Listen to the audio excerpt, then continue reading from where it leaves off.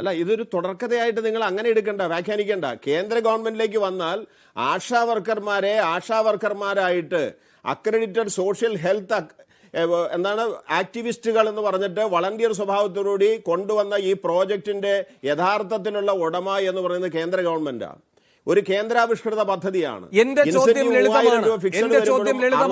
ഇവർ കേന്ദ്രത്തിനെതിരെയാണ് സമരം പ്രഖ്യാപിക്കുന്നത് എങ്കിൽ നിങ്ങൾക്ക് അംഗീകൃത സംഘടന എന്ന് പറയുന്നതിലെ പ്രശ്നമില്ല.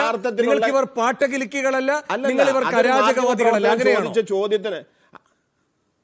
അല്ല വേണു അതല്ലല്ലോ. മാധ്യമ പ്രവർത്തകൻ ചോദിച്ച ചോദ്യത്തിന് CITU ജനറൽ സെക്രട്ടറി മറുപടി പറഞ്ഞതാണ്. എന്താണ്? കേന്ദ്ര ഗവൺമെന്റ് ആണ് ഇത്തരം കാര്യങ്ങളിൽ പ്രാധാന്യത്തോടുകൂടി ഇടപെട്ട് പരിഹാരം ഉണ്ടാക്കേണ്ടത്. ആ ഫോക്കസ് അങ്ങോട്ട് വന്നാൽ ഞങ്ങൾ പിന്തുണയ്ക്കുമെന്നാണ് പറഞ്ഞത്.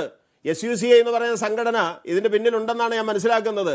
അവര് ഇന്ത്യയിലെ സെൻട്രൽ ട്രേഡ് യൂണിയനുകളിൽ 11 ട്രേഡ് യൂണിയനുകൾ ഒന്നാണല്ലോ. ഞങ്ങൾ എത്ര പ്രാവശ്യം ഒരുമിച്ച് നിന്നിട്ടുണ്ട്.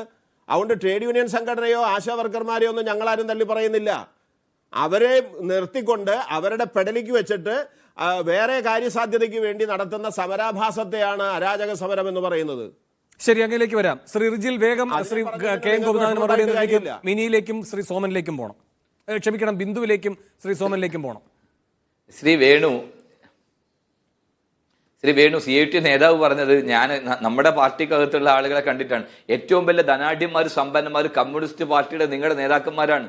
സ്വന്തം മുഖ്യമന്ത്രിയുടെ മകൾ 1,72,00,000 കിത്ത വാങ്ങുന്നത് കമ്മ്യൂണിസ്റ്റ് പാർട്ടിയുടെ നേതാവിന്റെ മകളാണ്, ഒരു മുഖ്യമന്ത്രിയുടെ മകളാണ്. EP ജയരാജൻ എന്ന് പറയുന്ന ഒരു മനുഷ്യൻ സാന്റിയാഗോ മാർട്ടിൽ നിന്ന് ബോണ്ട് വാങ്ങിയത് മാത്രമല്ലല്ലോ, മന്ത്രിസ്ഥാനം രാജിവെച്ച് പോകുമ്പോൾ ഭാര്യക്കും മകനും റിസോർട്ടുകൾ ഉണ്ടാക്കി കൊടുക്കുന്ന ഒരു പാർട്ടിയുടെ നേതാവാണോ താങ്കള്?